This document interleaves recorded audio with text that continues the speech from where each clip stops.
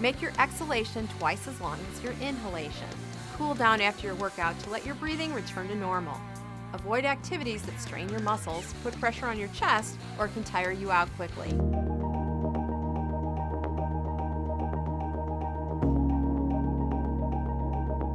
Hi, I'm Dr. Miller.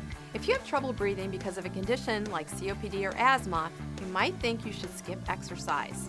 Truth is, the right workouts can help you breathe better. Aerobics can strengthen your heart and lungs so your body uses oxygen more efficiently. Here are some tips. First, if you've been sedentary, check with your doctor before starting a new exercise program. And if you get the all clear, start slowly. Gradually build up to 20 to 30 minutes of exercise 3 to 5 days a week.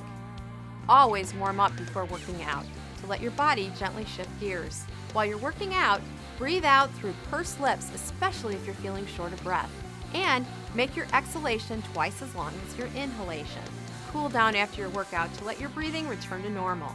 Avoid activities that strain your muscles, put pressure on your chest, or can tire you out quickly. Light strength training may be okay, but avoid heavy lifting. And stop your workout if you feel short of breath, weak, lightheaded, or dizzy, or if you have chest pain, palpitations, or a fast or irregular heartbeat. Let your doctor know if these symptoms continue. I'm Dr. Miller.